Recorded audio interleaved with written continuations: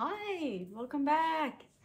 I'm García and gonna do some more book reviews. Gonna go back in time again because I was thinking I've read a book and I'm almost done with another one since last time. And then that's 2 books, and I think that's like maybe my minimum because I kind of liked the talking about 3 books. So this video I'm gonna once again go back chronologically. I'm once again holding my iPad. And I'm just gonna check out my Goodreads. So which 3 books have I read before the last ones that I talked about? So let's see, Goodreads. So yes, oh, interesting. So let me see if I can find the book. Here it is. So this one is Chronicles of a Death Foretold by Gabriel García Márquez, if I said that correctly, I hope so. Actually, I wanted to show it on this side because I'm sitting a little bit intentionally more left. Oh well, I'll get better at this. This is a very interesting one. So as the title says, a death foretold. I mean, that's already kind of alluding to what's happening in the story. And it was very interesting. So basically you're following the protagonist, like trying to recollect through his own memories and through like notes and interviews and things like that, regarding a death that had already happened. And so basically you get like bits and pieces of the story from different points of views on how this person ended up dying. And it was very interesting kind of way of like, so it wasn't like detective at all. Also the protagonist isn't a detective, he actually was a friend of the person that died, if I remember correctly. I'm pretty sure. And like all the different circumstances that led to the death, and was it just the people who did it, or was it like, was there more into it? And I don't know, I really liked the exploration of that theme. It was like a very different way of interacting with death, so not at all like a detective novel, like not even closely. This was very, very interesting. And then I read this one because I wanted to read something by Gabriel García Márquez before I might tackle 100 Years of Solitude. That's a huge book. You can see this one is tiny. So I was like, I'm gonna see if I like his writing style, and see if then I dare to tackle a bigger one. And I think I will. This one, highly recommend. I think I gave it a 4, yeah, 4.5 on Goodreads. Super good, highly recommended, but heavy, right? So it's not like good circumstances that led to his death. So it's very heavy with also domestic violence and other things like that, so be warned. So that's in this. What I thought the story was very interesting, and how it all came together, and how at some point you kind of thought you knew, but then still like he kept surprising you with other points of view or like extra information, and I was like, oh. So I like this one. So good read if you're ready for that social material. And then we have like basically the opposite. Then we have basically a kid's novel, you could say. So I read, this is very known, The Alchemist by Paulo Coelho. I'm not sure how to say it, I'm sorry.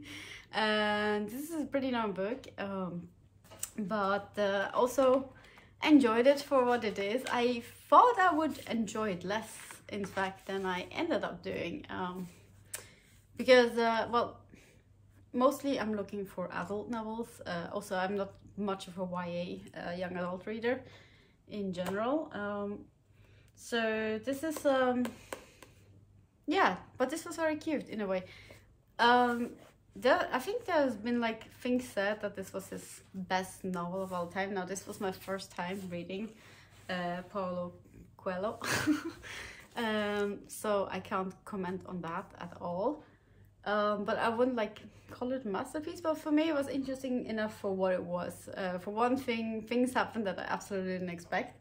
which is always nice. And it kept me interested. It's like a medium-sized book. It's still on the smaller side.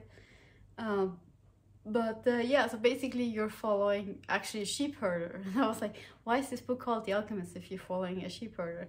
But he's about to change his life and go on an adventure, and you follow him on his adventure, and things go terribly wrong, but it's a lot about believing and keep going and don't give up, and things will come to you if you keep going. And I like that general message. So if you want a warm read, like something that just hugs your heart, like even though the bad things that happen, you know, like the protagonist, yeah, he will stay, yeah, I don't want to say too much. You'll see, like, fight through it, you got this, do it. And yeah, a lot about, like I said, believing, destiny, and just a really cute story to follow. Also very easy read. It is, you can feel like the language is written not specifically for adults. And so, and in the one that I have here, I even have pictures, which is also kind of nice. So only like here and there, so it's not like every page. But yeah, so I'm not sure what I gave it. I gave it a 4 on Goodreads, and yeah, it's a solid 4 for what it is. I mean, like, you can't judge it as a book for adults. So it's written for children, and it is an easy read, but it's a lovely, warm-hearted story. And then, ooh, before that was a good one too. Before that, I read my very first Oscar Wilde, The Picture of Dorian Gray. And never read it before. The only contact or information I had about Dorian Gray was through, what's it called, League of Extraordinary Gentlemen, the movie. And Dorian Gray is a character in that one. And basically what you know from that one, like, he's very protective of that painting of himself. So, and well, yeah, the title is The Picture of Dorian Gray, so clearly someone makes a painting of Dorian Gray. And it's obviously a lot about vanity, about being narcissistic, obsessed with yourself, obsessed with beauty, and like considering beauty is the only important thing. And when you're beautiful, you get everything in life, and you get away with everything. And I don't want to give away too much, but it's darker than I expected, but in a good way. Can I say that? In a good way, because it was very interesting what slowly happens to Dorian Gray once his picture's been made. And yeah, there's this magical element, as in Extraordinary League of Gentlemen, that, yeah, maybe some people don't know, so I don't want to say it. It's not going to spoil it. So there's just a magical element around his painting, and that's why it's in the title.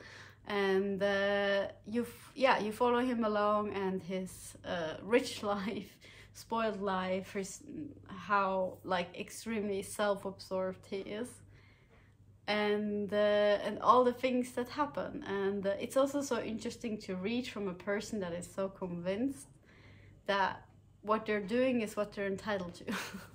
you know what I mean? Like, that's also kind of, that's how you think. I don't know, I really enjoyed it. There was like good thrill, good surprises, really gothic, really dark, but good. I was like, whoa, some things that happened. I was really like, what?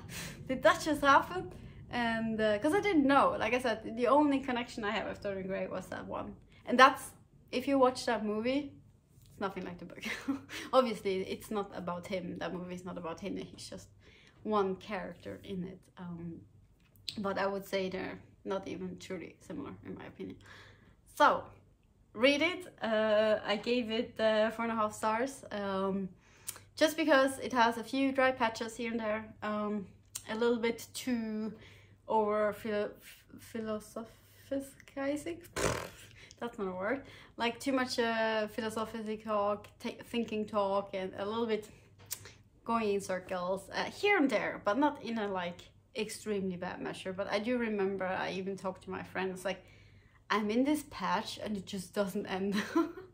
I think that's the one that I can remember, like, specifically. There was like this one chapter, I was just like, please end. So other than that, and that's why I didn't give it 5 stars. Otherwise, it would have been a 5-star read, but I can't say perfect rating if there were some pages that I just couldn't enjoy really, and I had to fight through. But again, really good book, really cool story, really interesting, highly recommend. And that would be that. So that's once again 3 books that I read this year, and I think the next video now, this time for real, will be the 2 books. One I've already read and the one I'm about to finish, and I think I will talk about those 2 in the next one, and I'm not gonna say what it is, so you'll have to come back and see. But that's all for today, and so thank you for watching, and I'll see ya, hopefully. Bye!